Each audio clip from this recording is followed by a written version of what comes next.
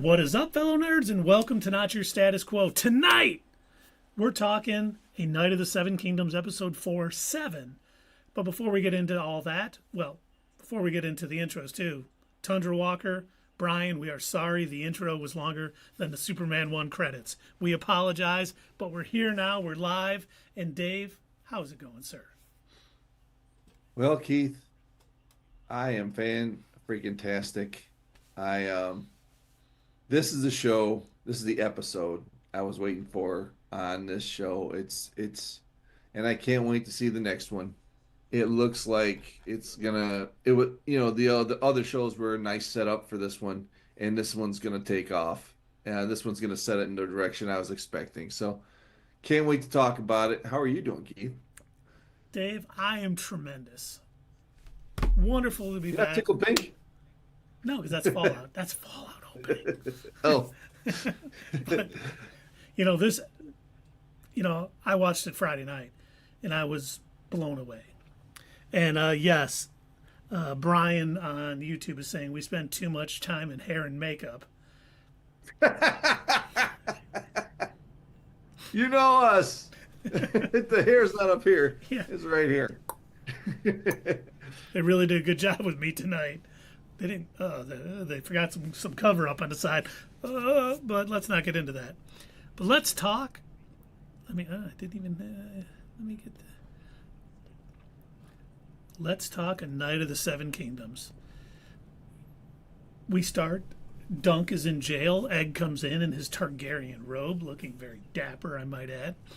Talking to him, saying he basically, he didn't mean to lie, or he didn't think he was doing anything wrong. But Dunk was like, then why did you lie? It's a good point. Yeah. Dunk is very straightforward, by the book. You're honest or you're not. He's like, there's no gray. It's all white and black to him. Yeah, he didn't let him off the hook. I thought he would because of the situation where he avoided getting killed. Yeah. But he didn't let him off the hook, and that's cool. It shows he doesn't want to be deceived either, no matter what. What did he say? Brian said it was like a little finger costume, but more colorful. It was. It did look like one of Littlefinger's robes. And you know what? He was being deceptive, so yeah, that kind of fits too. But honestly, he meant everything he did. He was not relying on his name. We even saw in the one episode, he was running around with the lance, handing it to Sir Dunk, and getting the horse Thunder ready. And so he wasn't, I think Dunk will figure it out as he goes on. This kid may have been deceptive in who he was, but he really wanted to be my squire. And, I think they'll come back. Well, they're coming back together because we know there's going to be more seasons. There's like 18 short stories with Dunk and Egg. So that would be weird if they separate and never come back. It's just two separate stories. But the coolest thing is what you showed me that was on Game of Thrones is that Sir Duncan the Tall had 4 pages in that book for the knights. So he's got some stories to tell. Yeah, the Kingsguard book, 4 pages worth of stuff, a little more than Jaime Lannister had. But we know that he got some added after the fact. Mm-hmm. And we find out that Baelor wants to talk to him and informs him that he was also accused of kidnapping Egg from the inn where he first met Egg and his brother Daeron. So he's a little upset about that. He is not happy. Daeron the Dreamer. Daeron the Dreamer, yes. And we'll talk about that dream in a little bit. But while he's talking to him, I didn't notice at the time, but the second time watching it, when he asks, Baelor, would you have not done the same? Really leads into that scene we saw at the end. And I was like, he doesn't know how to play the Game of Thrones, but that was how someone would play it. But he was just being open and honest. Like, would you not have done the same? He was beating on an innocent young woman, and I had to stop him. I don't care if it was a prince, king, a pauper, it doesn't matter. And, we know, well, we'll talk about how that affects, Baelor later on. But Mhm. he starts asking him, hey, are you good with the sword? Are you good with the lance? You might want to think about asking for a trial by combat because it's your best chance. Yeah. And we've seen those before. You can pick a champion and do all that. But when he gets to his little hearing, because I can't think of a better thing to call it, I don't know really what it was, Aerion demands a trial by 7. And Tyrion really loved the trial by combat, even though he's very small in stature. He could always find a champion. Now with this rule of what is it called? Rule of 7? Trial of 7. Trial of 7. That's pretty much you got to find your champions there too.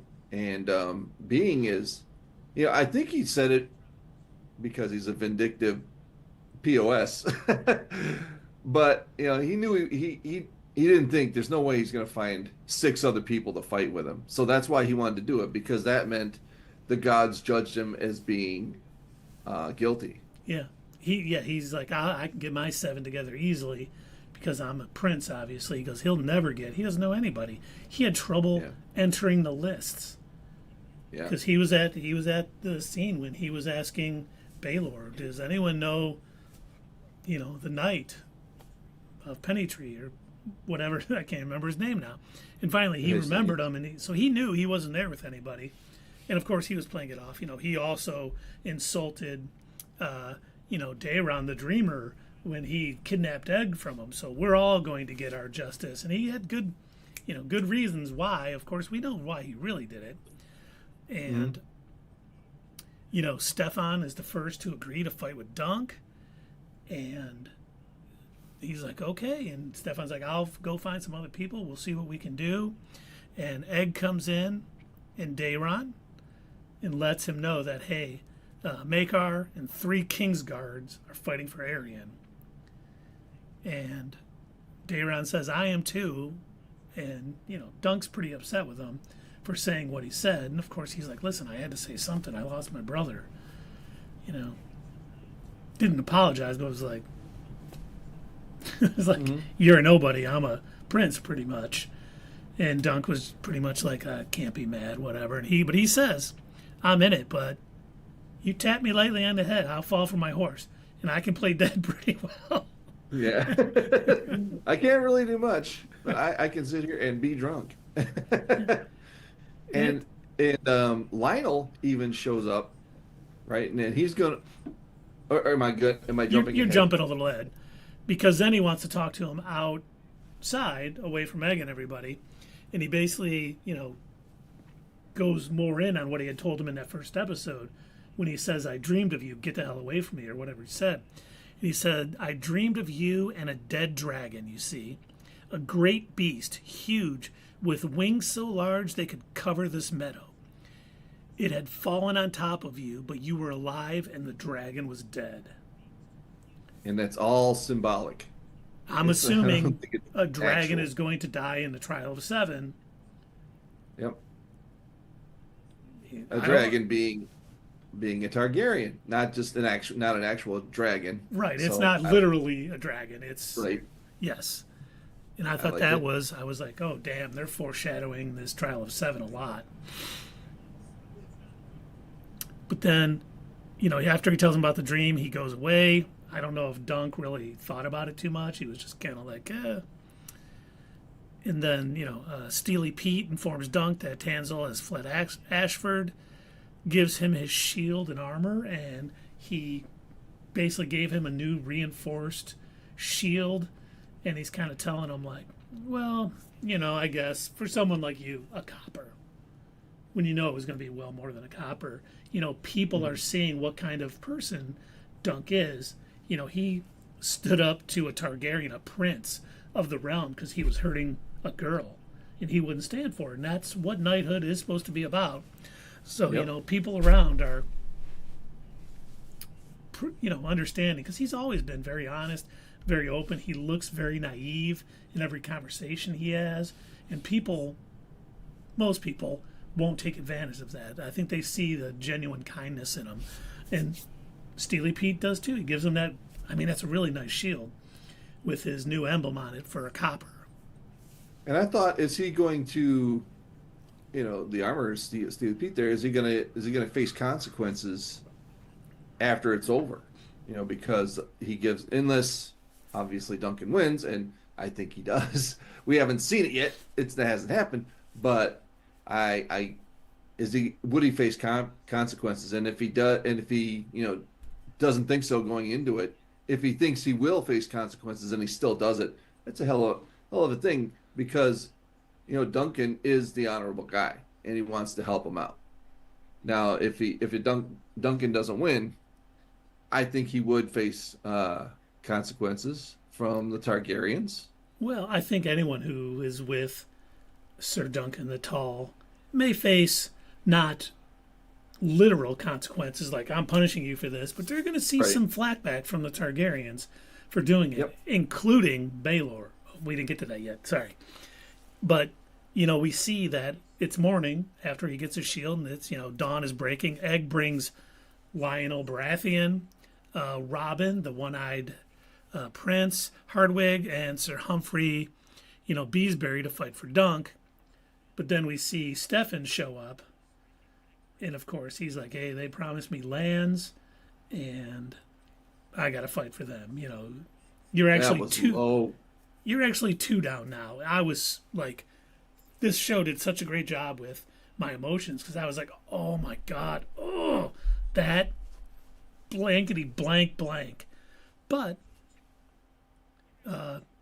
Raymond steps up. Yeah, Raymond steps up and says, knight me, I will fight for you, Sir Dunk. I'm merely a squire, but we need to do what's right here. We're seeing an injustice, and this is wrong, and I want to do it. So he starts to knight him, but he gets called over, and so Lionel knights him. And that was a cool scene. I just thought the whole thing was pretty cool. Like, we're seeing these people step up and do the right thing and be what they're supposed to be, instead of just, in name alone. Yeah, and it's just another reason to like Lionel. He's the one that suggested. I mean, how long has Duncan? How long has Duncan been a knight? And he's like, hey, all it takes is a knight to knight another person. You don't need, and so you can do that right here. And then when he gets called away, he's like, don't worry about it. I'll take care of it. Yeah. And I wonder if that pops up later that he wasn't the one who did it, but I don't think it would matter. It was just, I love Lionel Baratheon's attitude. Dude, when they came up and he's like, you guys are going to fight for me? He goes, are you kidding me? This is the first trial of 7 in like 100 years. Of course I want my name to be associated with it. He's not worried about getting killed or anything. He's like, my name is going down in history. This is awesome. I'll be one of the few that can say, I'll be like one of 14 that can say I did this, that is still living. He was just so fired up about it. And we just see, and we've talked before about the the breaking of the Fossaways, and I think obviously this is the beginning of it, because if you saw the preview, Raymond now has a green apple as a sigil, where the red apple is for his cousin. So we're seeing the breaking of them, the greens versus the reds, in that family. And obviously Steffon's getting lands and a lordship out of the deal. At least he was promised. We don't know what's going to happen next week, but I mean, just all of that going on, it's like they did such a great job building up to it, especially when Steffon left and said, you need 2 actually. And then Raymond steps up, but he still needs 1. And so he's, talking to the crowd like, who's going to stand up and do what's right? We need you down here. The one guy stands up. I think it was a Craster, which all of the House of Craster are just terrible human beings. He stands up and Dunk's like, oh, you're going to, and he just rips a massive toot. And, everyone's laughing. And, Dunk's like, all of the noble houses of, Westeros, are there no true knights left? Won't someone come down and do what's right? And then the gates open, and I'm like, who the heck could that be? I'm like thinking, everyone I thought would join his team is on there. And then Baelor comes marching in, and I'm like, wait a minute. Is he going to take someone's place and they're going to join Dunk? And then he's like, I am siding with Sir Duncan. And his brother's like, are you mad? And he goes, Nope. as every true knight must, stand up for what's right. I was like, and they're playing the Game of Thrones theme, and I'm just like, man, they took me from like anger to like, eyes getting watery, like, oh my God, this was so perfectly executed. I mean, I didn't know he was going to join a team. I have not read the books, and I stay away from spoilers as best I can. I know what happens at the end with Duncan Egg, but I don't know what happens throughout. And man, when he joined, I was just like, oh my God. That is cool. Now we got a Targaryen fighting with a Baratheon. Nuts. That's what I was going to say earlier. I mean, how often does that happen? Well, do you want to know a little trivia I saw? Aegon V, future king of the realm, is actually a great-grandfather to both Robert and Renly, because his daughter marries a Baratheon, and down the line, Robert and Renly come, and also great-grandfather to Rhaegar, Khaleesi, and her brother. So basically, Robert killed his second cousin on the Trident. Yeah, Viserys, thank you. The Gold Crown. I couldn't remember his name. So he's the great grandfather to both of those. I thought, I was like, that's kind of cool, and that's very cool. I'm wondering if why he marries off one of his daughters to a Baratheon is because of Lionel stepping up and joining with Sir Duncan and doing the right thing. Oh, yeah. When Brian says, best fart scene since Blazing Saddles.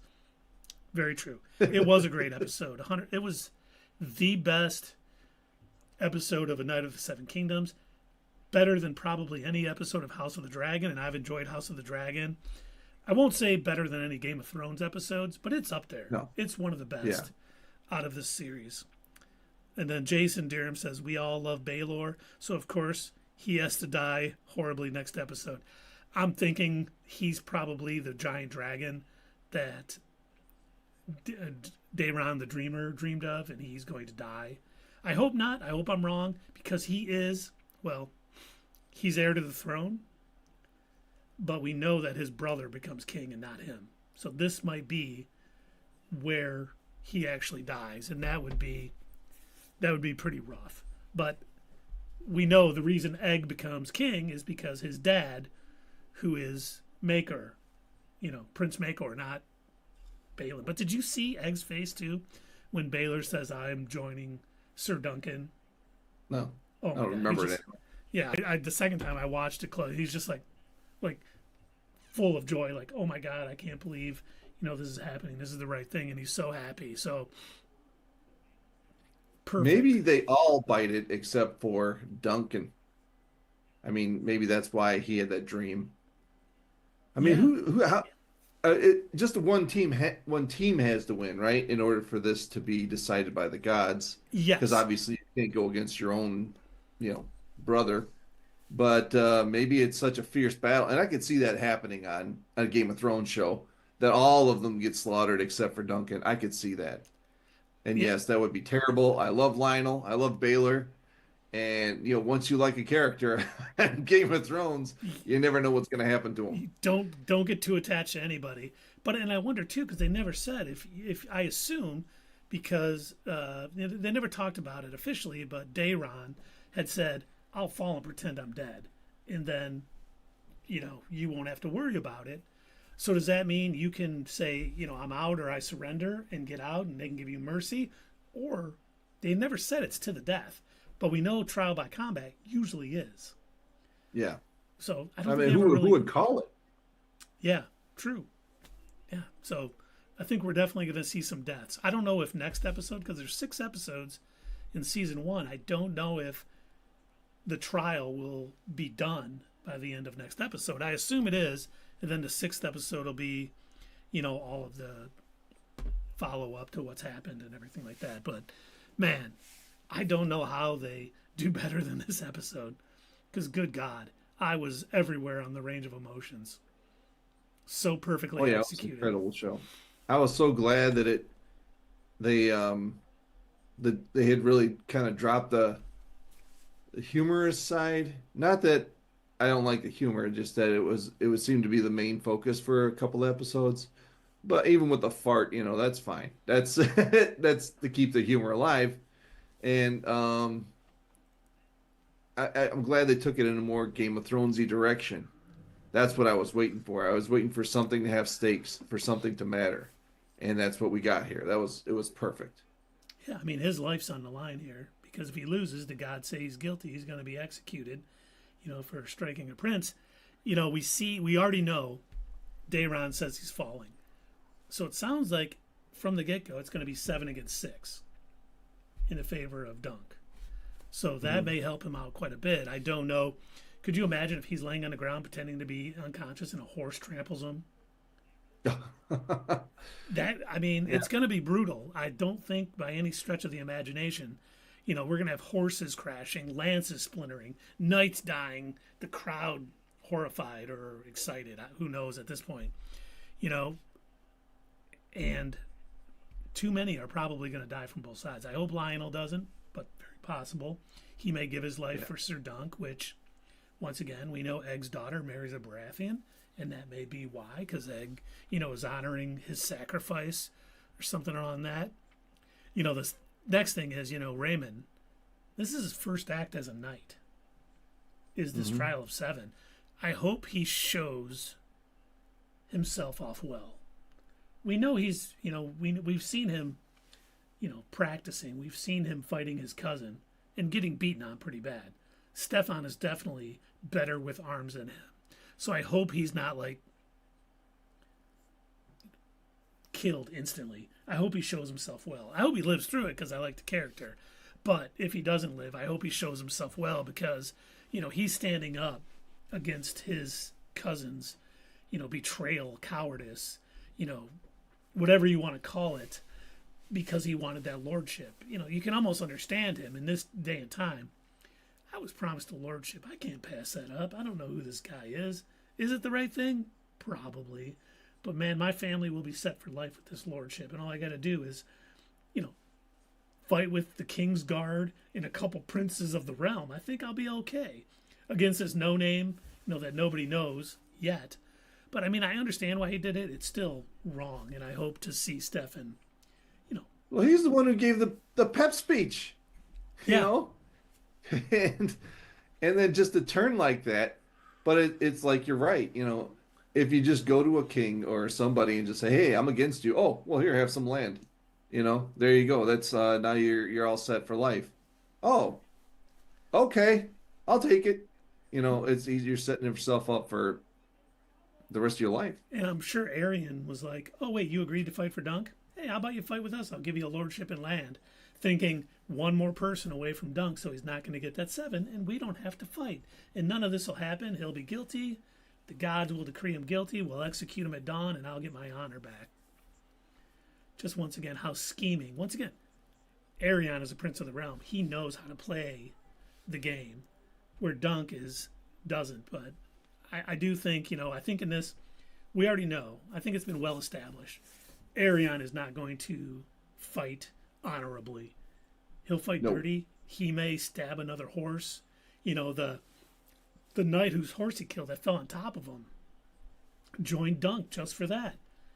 And I hope he gets a little revenge. But we may see, Aerion fighting dirty, breaking the rules, trying to kill Dunk at any turn or anything.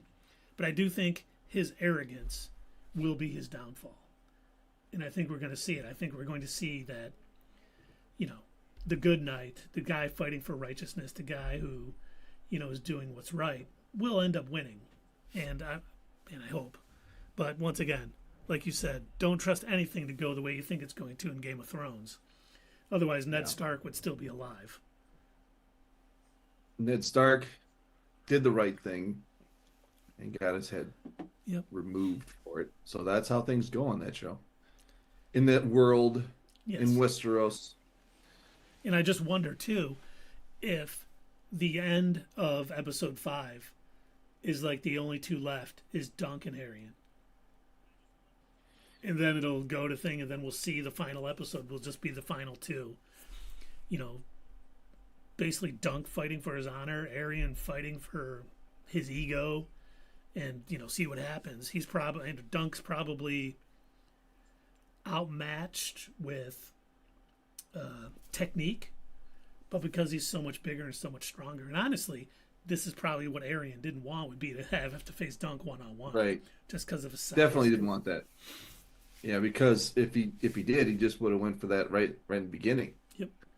But he doesn't think he could take him. That's why he did it. Oh, it is my noble right. Yeah, okay, it is. And I'm like, what's that? His uncle who pulled him aside even afterwards. Said, "You're so stupid."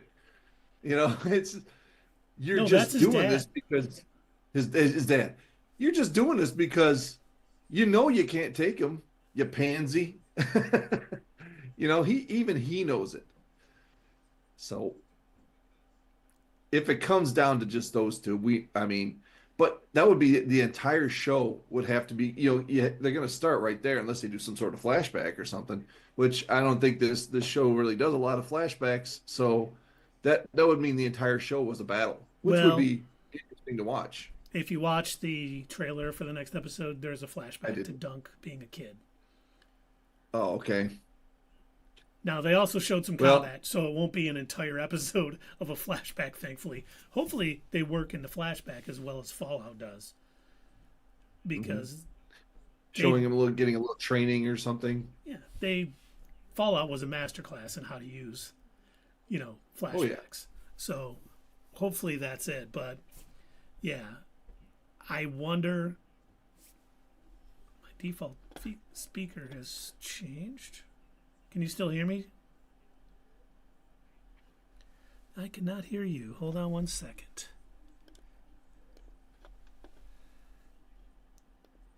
Yep, one of my kids stole my AirPods for their iPad. There we go. Can you hear me now? Yes. Yeah, I can always could hear you. Okay. Yeah, the microphone was fine. The kids stole my AirPods for one of them, stole it for their iPad. But the thing I wanted to say, if it does come down, and this is probably, I do think the fight will be them two at the end of episode 5, and then we'll see them against each other one-on-one at the end. I bet Dunk doesn't kill him, grants him mercy for his surrender, and we may see Aerion be against Dunk and Egg for the rest of the series, like doing everything he can to embarrass Dunk, embarrass Egg, do anything he can to get after them. So I do think he might be an overarching villain throughout multiple seasons, unless Dunk does kill him. But I'm like, I wonder what happened. I'm like, no, I'm not looking it up because I don't want any other spoilers. But if he doesn't, if he grants him mercy, Aerion may be a villain for season 2, 3, way up to 18, however many seasons they're going to have.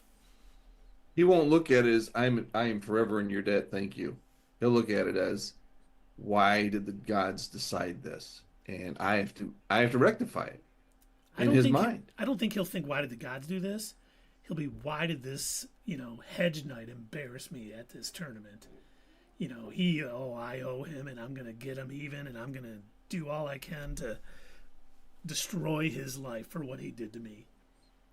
Or he also might be offended that he didn't kill him because of that's what the whole battle is about, is that you end up, one side ends up dead.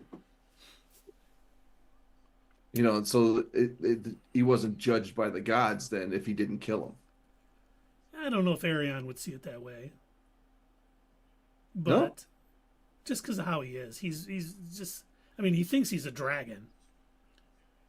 Like, he thinks he's an actual dragon. And we saw how he treated the puppeteers. Yeah. And so, I guess we'll have to... You may be right. He may be like, how dare you not, finish the trial by combat. You were supposed to kill me and you let me live instead. Now I live with this embarrassment because you couldn't do what was right.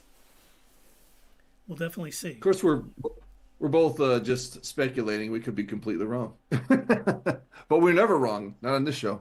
Never. Yeah, Brian says, but doesn't this series need a little bit of magic or supernatural to it? Probably a little bit. Obviously, we know they won't get dragons back and for another 90 years. But, spoiler alert, Egg dies in a fire. He is trying to bring dragons back into Westeros. And he dies in a fire. This is obviously way down the road after he becomes king. So I do think we will see some magic or supernatural too, because there's people, sorcerers, wizards, whatever you want to call them. We've seen them in Game of Thrones, we've seen them in House of the Dragon. So something like that will come up. It won't be this opening season because this is all just a tournament and the Trial of Seven and all that. But down the line, I do believe we'll see more of the mystical side of Westeros. And he says walkers too. Yeah, winter is coming, but not for a while yet. I mean, how many winters were there? Were there any winters between this and the next 100 years? Yeah, I don't remember if they said there was a long winter, when the last long winter was before this one. Yeah, unless it's a flashback, Brian, I don't think we're seeing any dragons, and I don't think we'll see any walkers in this. This is going to be more about the political side of Westeros and, a hedge knight, meteoric rise into the Kingsguard. So, but I hope we do see some magic and stuff. Brian asks, what year was the wall built? I thought they said it was 700 years old, but I may be wrong, way off on that. Yeah, it was built way before, but it was built to stop the wildlings from coming into their lands, I thought. The wildlings and some walkers, but I don't think in Game of Thrones they said a walker like that hasn't been seen in hundreds of years, if I remember correctly. So I don't think we'll see a walker, and I don't think they'll get near the wall at all for this. We'll probably see some Starks throughout it because he is a knight of the Seven Kingdoms, but I don't think we'll see walkers, at least not this season. They may delve into that in future seasons. Well, I kind of talked about what I think is going to happen. You got any other what's next for the last two episodes of the season, Dave? I was kind of right there with you. Yeah, and thinking like,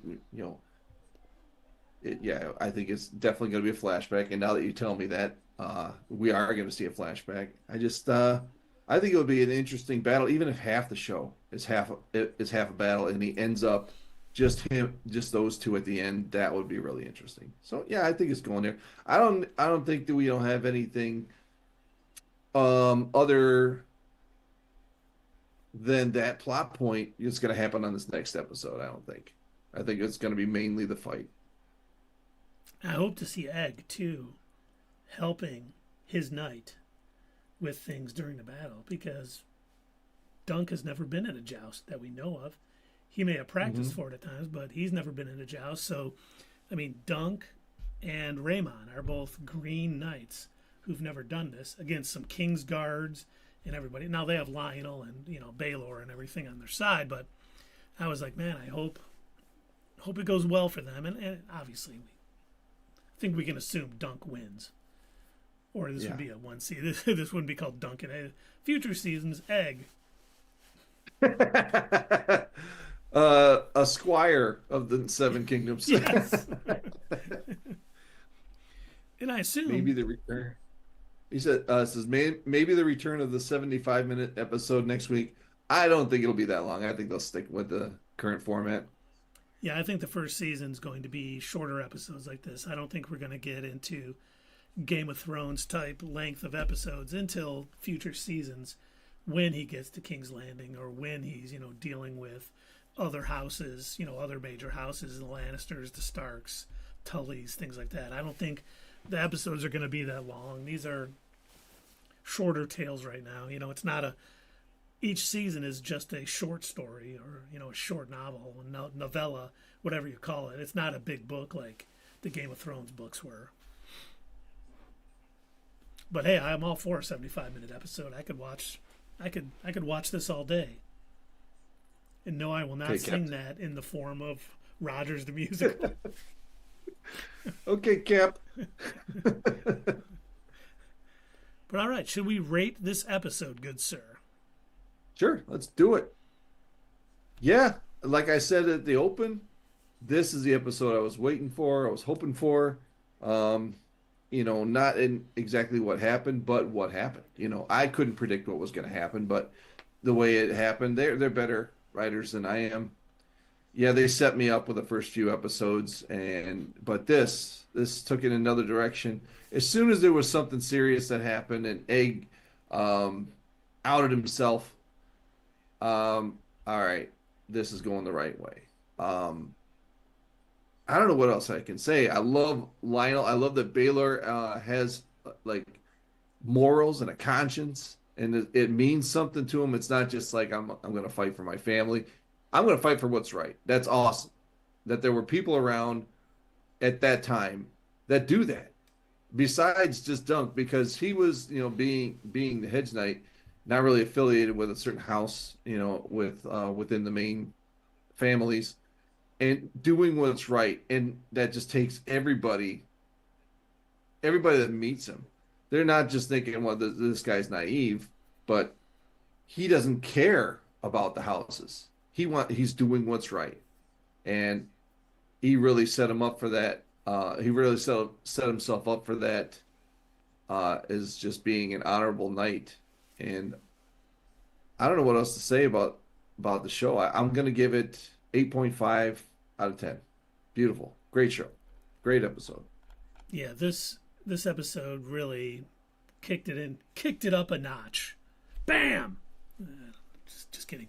But I mean, everywhere it went, every scene was emotional. Every scene, really went a long ways. They had, like I talked about earlier, when he was talking with Baelor before his little, like meeting to set up the trial, when he's asking him about, like, why'd you do it or something? And he's like, would you have not have done the same? And it really resonated with him. I mean, little callbacks later on in the episode like that just hit. And then you see, every character is so fleshed out, and that's, a part of George R. R. Martin's writing. But seeing Daeron come in and basically, apologizing, telling him about his dream, and, telling him, I'm not like you. I have, dreams that come true, and it's crazy. And hey, just knock me in the head. I'll fall over and won't fight. I don't want to be a part of this.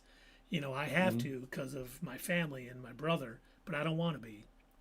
And seeing Egg, trying to explain to him, listen, I'm sorry. I didn't mean to lie to you, basically. I didn't want to lie, but I didn't do anything wrong, and I want to be your squire. And, he's saying that Dunk is a knight that everyone should be, and I think he's inspired, even though, he's a little goofy. Like, so how does that help me?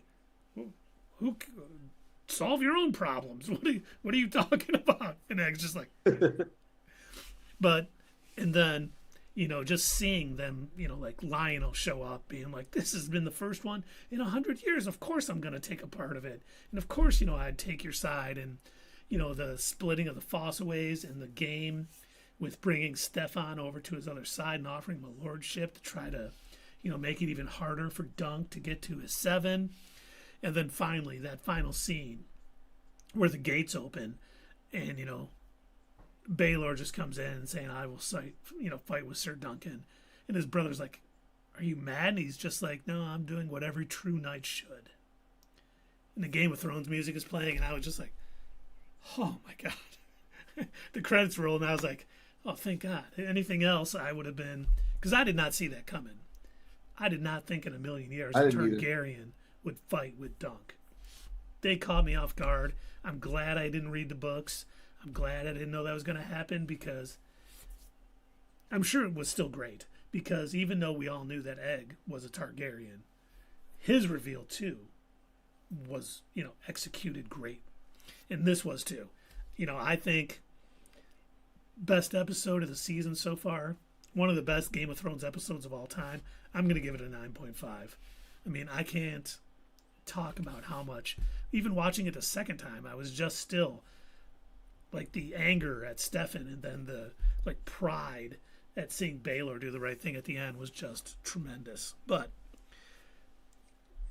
any knight can make a knight. Yeah, we did talk about that, when Lionel told that to Dunk, hey, you've been a knight for a week, but any knight can make a knight. So that was pretty look cool. at Jamie Lannister and what was her name?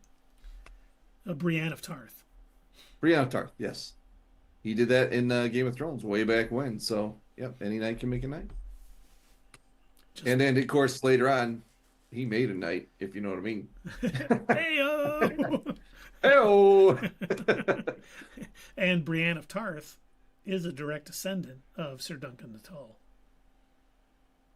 what? That I did not know. Yeah, they talked about it. She's related.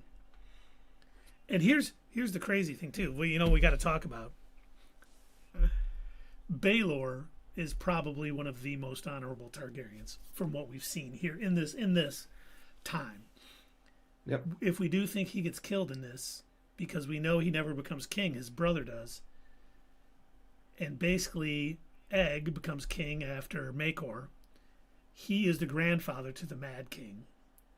So basically, Baelor taking Sir Duncan's side and probably passing, getting killed in this series, leads to the Mad King, leads to Jaime Lannister killing him and becoming the Kingslayer, and almost all the stuff that goes on. Even though, Egg is an honorable person, we see that his family isn't all that great.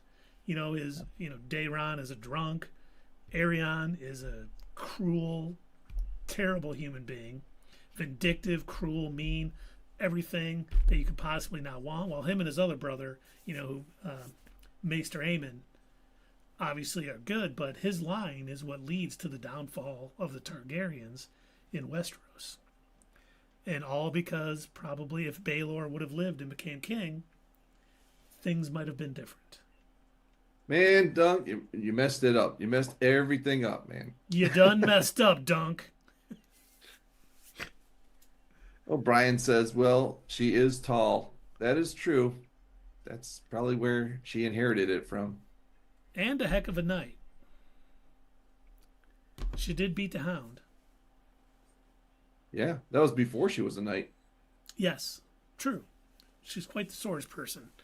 Okay, anyone out in the chat, if you would like to give us your rating for this tremendous episode of the Night of the Seven Kingdoms, 7, please let us know what you think of the dream of Dunk being under that huge dragon.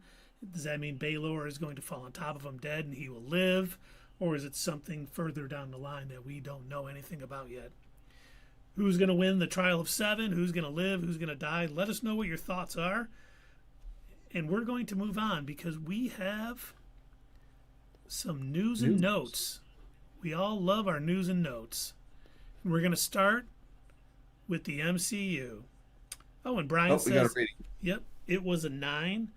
Over that, you have to have a dragon or a Khaleesi. So you gave it the highest rating you could without a dragon or a Khaleesi. That makes sense. You can't go wrong with Khaleesi or dragons. All right, let's talk MCU. The first. This kind of goes with something we talked about last week. Or I'm sorry, it's last Thursday. In Avengers Doomsday, there will reportedly be a fight between Doctor Doom and Magneto. And maybe that is when Magneto destroys New Jersey. I imagine it'd be an epic battle between those two. With apparently, I'm guessing the Magneto comes out on the bottom. Yeah, they didn't call it Magneto's Day. Nope. So yeah, I think this is the Fox X-Men, last hurrah, and I think he will go out honorably fighting Doom, but probably will lose. Now, since Doug's not here, that's our only Doomsday thing for today. But we do have a lot of Spider-Man stuff. And we had heard that Trammell Tillman was in Spider-Man Brand New Day, but we didn't know who he's playing. We heard he might be the head of the Department of Damage Control, but we now know who he's playing. He is playing William Metzger. And for those of you that don't know him, he was the leader of the anti-mutant militia in the comics. And he did like a cross-country lecture tour. He founded a paper, the Militia Press, that was very anti-mutant. He started working with the FBI, kind of against the mutants. And then he was eventually killed by Magneto. But I do think it makes sense. We know that Sadie Sink is playing a mutant. We think. Hasn't been confirmed yet, but we're Your pretty thoughts? sure she's playing. Yes, pretty sure she's playing Jean Grey. That some anti-mutant stuff. They're really sounds to me like they're setting the groundwork for Phase 7. Like this stuff's starting to come together. We're going to see some of the X-Men who are going to be the MCU X-Men, 616 or whatever you want to call it, before that phase starts, which is cool. I'm down for it. I did see, I don't know if this is part of your news and notes, that she signed a 3-picture deal to be in the MCU. And I also saw that Fige, my buddy, has been concentrating on Doomsday and Secret Wars and pretty much nothing else. So except for he hired 2 people and I forgot who they were. They were actors for the next for these movies. So this has got to be bigger than Infinity War and Endgame. He's got all hands on deck. This is really, and where are they going to go from here? They're going to have to go. It's going to have to go down. I mean, because this is going to be the height of the MCU, I think. Yeah, you got to scale down after this. They're not going to be able, if this does beat Infinity War and Endgame, they're not going to be able to beat that again. They're going to have to build up to something else to get it going. I think, I'm looking forward to it. Don't get me wrong. Everything we've heard about it sounds crazy. And if we get two Secret Wars movies instead of one, I'm all for it. More tales, more craziness, more anyone we've ever seen in a Marvel movie clashing and fighting, down for it. And then, reportedly, the Hulk is going to be similar to the version we saw in Age of Ultron under the influence of Wanda. So it sounds like he will be rampaging at some point during Brand New Day. Which, cool. I'm not against that. That sounds good to me. Yeah, I was always kind of not on board with Professor Hulk. I mean, yeah, it was cool for Endgame, but you can't keep him that way from now on. You know what I mean? It's not the Hulk that I think non-comic book readers are wanting or expecting.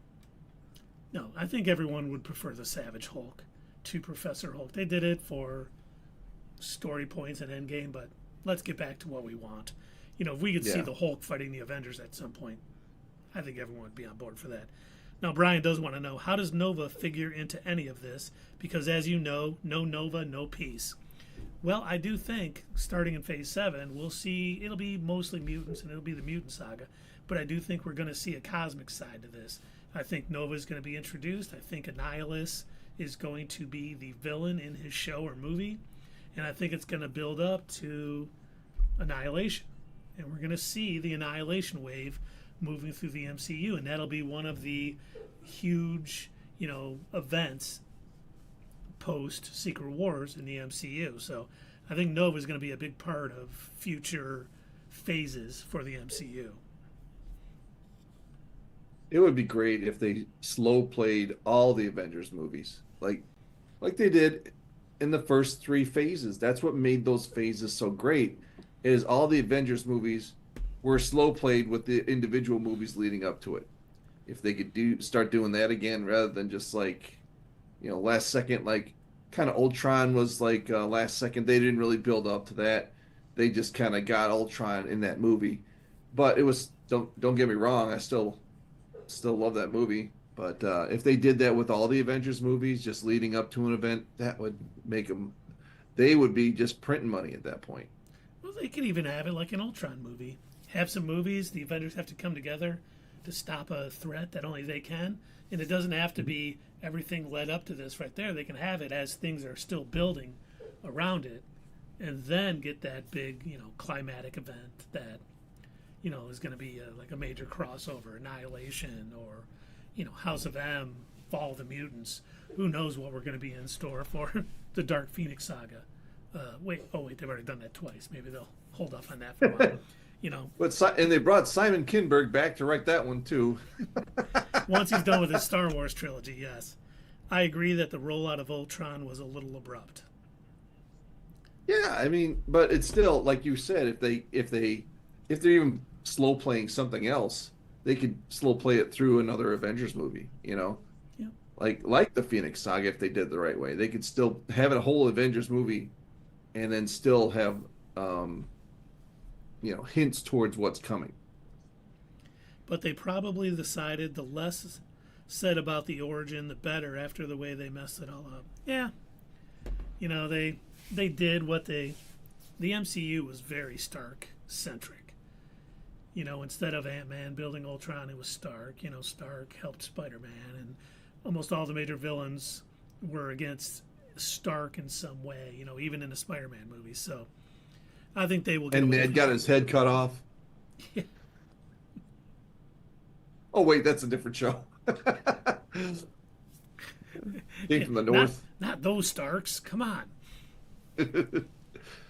Okay, another thing. So we've heard that there's going to be a lot of villains in Brand New Day. Supposedly there's a montage of him fighting a bunch of villains at the beginning to show his growth as a superhero. A little montage to show just how much better of a Spider-Man he is now. And one of those villains is supposedly Boomerang. And supposedly, rumored, Harry Holland, Tom's brother, is going to play him. Well, that guy just keeps coming back. Yep. Get it? Boomerang? No? Oh. Oh wait, who cashed in a dad joke? Oh, no one did. Oh No no. one. Oh, that means I got. All right. I'm Oh, sorry. That Brian means said this. Brian said, "I see what you did there." So he liked your joke. He appreciated it. And now one more rumored villain to show up in Brand New Day is the Jackal. Oh, Which, Bruce Willis. I'm all over the place tonight. not, Sorry. not that Jackal, but yes. So it sounds like we'll get Boomerang, the Jackal, Puma is supposed to be one of them supposedly. A bunch of these C-list villains that we'll see in a little montage to start out. Well, that's Boomerang. better as long as they're not A-list. Boomerang. Does that mean the superior foes of Spider-Man are coming? Maybe, probably not. Yeah, they are basically. He is basically Kite Man in the Marvel universe. But hey, it should be fun, especially if Tom gets to beat up on his brother.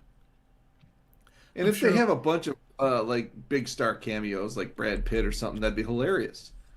But when I read that, when I saw that they were gonna have so many villains, I'm like that.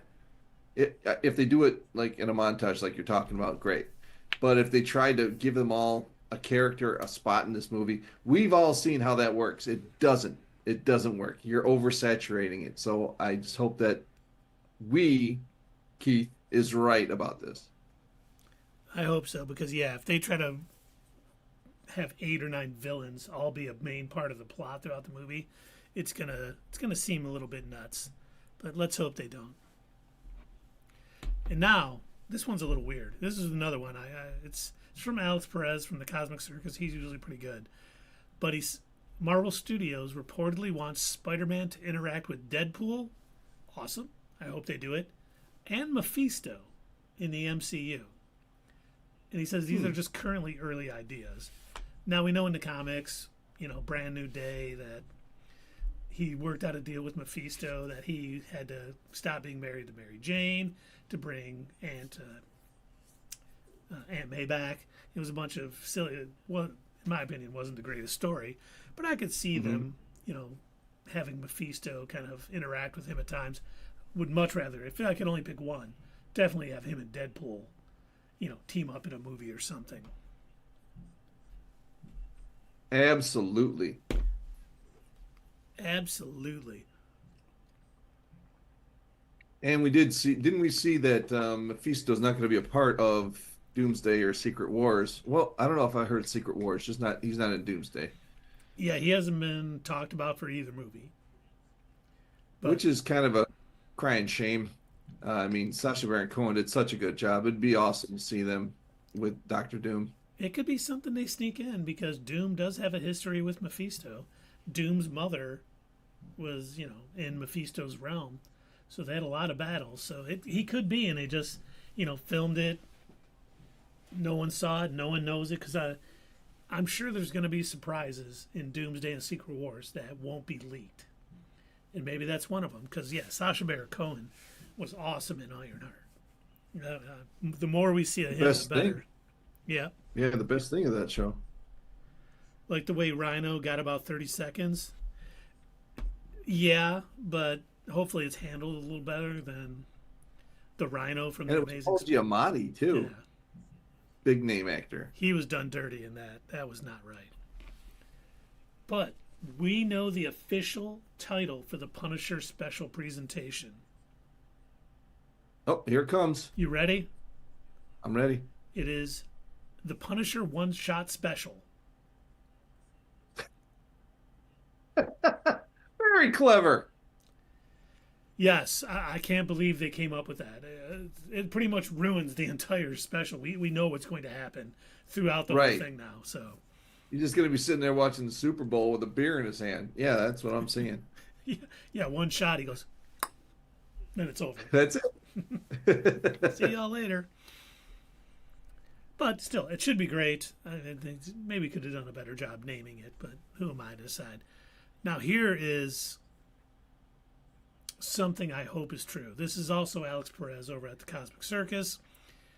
There's reportedly an idea for a crossover team-up movie that would serve as the epilogue of the Devil's Reign storyline. And Devil's Reign is when Fisk becomes mayor, outlaws all the vigilantes, has the Purple Man under his control, helping him take control of everybody. So this movie would feature, or the crossover would feature, Daredevil, Spider-Man, Jessica Jones, Punisher, Luke Cage, Iron Fist, and more. And basically they would team up to take down the Kingpin and his enforcers in a final battle against his regime. And are you saying that's going to happen on the Daredevil show? No, it's going to be a movie. Oh. And I think maybe that's why we see a montage of some of these villains in Brand New Day. So they get established, and then when they join Mayor Fisk's enforcers, whatever, Thunderbolts, whatever they're going to call themselves, be his team against the vigilantes, they'll already be in the thing. So we could see, basically Daredevil, Spider-Man, and the rest of the Defenders, maybe Echo and who knows who else, against, Kingpin, Boomerang, Puma, who knows who else, and just have that massive team up. I would pay to see that. I hope that one's true. Bullseye. Yep. Did I also read? I did read this, but I don't have the source like you always do. So you can tell me if it was right or not. Somehow Kilgrave would be coming back. Yep. With what's his name? David Tennant. David Tennant still playing him, which would be amazing. That would be cool. And yeah, he's part of the Devil's Reign storyline. So, wait, Brian says L7 lame. The band L7 when we pretend that we're dead? Yeah, what L7 actually stands for is you're a square. Oh, did not know that. And then he says, wait, wasn't Devil's Reign when DD becomes a part of the Hand? No. And he answers his own, wait, that was Shadowland. Yes, he does not become a part of the Hand in Devil's Reign, but in Shadowland. So we will see what happens. But I wonder what he's saying was lame, though. Does he not want to see this street-level team up with Daredevil and Spider-Man and the Punisher and everybody against Fisk, or was it something earlier that we said? I think it's the Rhino comment. Or maybe it's the Punisher one-shot special name. Oh, yeah, the lame was the Punisher title. Yep, okay. Yep. I think we all agree about that. And then Marvel Studios is still plans to make Shang-Chi 2, and Destin Daniel is still going to direct. Don't know when that's going to be, obviously post-Secret Wars, but it's still there. And now, the last thing we got from Marvel Studios today, they are reportedly interested in developing a 10 Rings project similar to Eyes of Wakanda. They want to show how the organization has gone on through the ages and has influenced the events of the MCU from the very beginning. And we did get hints at that history with the first Shang-Chi, so you know what? do a good job with it. That's cool. Eyes of Wakanda was pretty fun. I wasn't terrible. It wasn't like Marvel's. Yeah, it wasn't the Masterpiece. best thing they put out, but it wasn't the worst. Yeah, it was. It had its moments. It did override. But that's all the Marvel we got for tonight. But we do have some DC Studios. I know we've all been itching for this. Unfortunately, the first one, Clayface, is being pushed back to be released October 23rd of 2026. So It's fine because it's a horror movie, basically. Yeah. So that fits. Closer to Halloween. I get it. Makes sense. This next one makes sense. Kind of disappointing, but Paradise Lost, the Amazon show, has reportedly been shelved at DC Studios. They reportedly met with the writers and heard pitches, but they were told this has been canceled while they shift their focus to the Wonder Woman movie. Which, They didn't like the pitches. yeah. Hey, if you don't have a good story to go with, don't do it. Don't feel obligated to do it because you announced it. I think that's a quality thing. I think that's a James Gunn thing. I like the way he's handling things. Make sure you got a good story first. Yep. And Brian said, no Mandarin with an M mask, no peace. Well, we still may get it, hopefully. Maybe new Mandarin post Secret Wars. And now the final thing. This was something we thought was kind of dead at the water at DC Studios. But James Gunn posted a picture of Swamp Thing on Instagram. And this was something he had talked about on their big first announcement. There was a Swamp Thing movie coming. And then we didn't hear anything about it. A lot of rumors that it was canceled, that the script that came through wasn't good. So they, kind of quietly canceled it. But him posting this picture, maybe something's changed. Maybe they got a script that is, he considers worthy for making a movie. So maybe we're getting a Swamp Thing movie. Maybe we're getting like Swamp Thing, Brave and the Bold, and what else could we get in 2028? Wonder Woman. So we could get maybe Wonder Woman, Brave and the Bold, and Swamp Thing in 2028 from DC Studios. That would be pretty cool. When is Man of Tomorrow coming out? When is the second 27. Superman movie? 27. Yep. Is that all they got that year? Yeah, they got the second Batman Part 2, but isn't part of the DCU. I don't think they've announced any other movies. And that's fine. I mean, Batman Part 2 is looking like, it's going to be just as incredible because I totally trust Matt Reeves' storytelling after the Batman and the Penguin. He's 2-0. He's undefeated. And I know he's got a bunch of the big villains in this next movie, but I'm sure he'll handle it right. The fact that he didn't rush his script, he waited till it was right and what he liked, makes me think, yeah, we're in for a treat with the second part of this movie. Because, yeah, the first part was fantastic. That theme still lives rent-free in my head. I could listen to it all day. Another cat reference. Yeah. How many 3-hour movies can you go, back and not get tired of watching? That's one of them. Not many. You're right. That's definitely one of them. I may watch it again tomorrow just for the heck of it. I watched it after the Penguin was over, and I may watch it again just because I like it. Now that we mention it. Yep, that's all. Oh, wait. Man-Thing is greater than Swamp Thing. Whoever knows fear burns at the touch of the Man-Thing. Yeah, you know what? I've always liked Man-Thing better than Swamp Thing, too, but, a cool Swamp Thing movie, I'm all down. Because we did get the Man-Thing already in the Werewolf by Night special presentation. I'm sorry, the Werewolf by Night one-shot special. Very important distinction. Yes. I got tired the first time. Good movie, but a little slow for me. It is a little slower paced. That was Brian about the Batman. Yeah. But that is all we got tonight. I don't know if chat has anything else they want to talk about. Should probably look for somebody to raid. See what's going on here. Take a look. Slays is on. Dead by Daylight. Oh, nice. Yeah, let's. Oh, Bubbles Fallout Endgame. Fallout she's like 3. Yep. TG's still on, but he's probably signing off soon. Sarah Jane. You know, we haven't rated Sleia's in forever. Let's raid her. For those of you who, oops, I did that wrong, don't know, or on YouTube, rating is something we do on Twitch. We can send all of our viewers to another content creator, so we keep the party going. There's a weird way to do it on YouTube, but it's not very intuitive, and you have to know who you're doing it before you even go on. You don't know who's going to be live when you do it, so it's not something easily done, but thanks for everybody for coming out. Thanks for all the chat. We appreciate all of that tonight.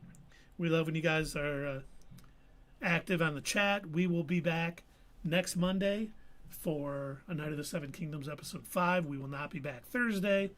Fallout is over. Nothing else is going on. So we're going to go back to basically one stream a week for a little bit. But with Invincible, Daredevil Born Again, Maul, Shadow Lord, and the boys all coming out in the next couple weeks off of that. We're going to be busy soon, so make sure you lock in. Make sure you come to our streams, find out all of our thoughts on all those wonderful shows. And remember, if you like what you see, please subscribe, give us a comment, a like. It's free to you, and it helps our little channel out tremendously. So until next time, cheerio. Hey fellow nerds, I hope you enjoyed this video, and if you want to see more of this stuff, make sure that you check out our Twitch stream. We try to do these live Sunday or Monday nights, 8 p.m. Eastern Time. Keep an eye on our social media to find out when you can join in live and chat with us during these live streams. Also, as usual, don't forget to check out our other social media.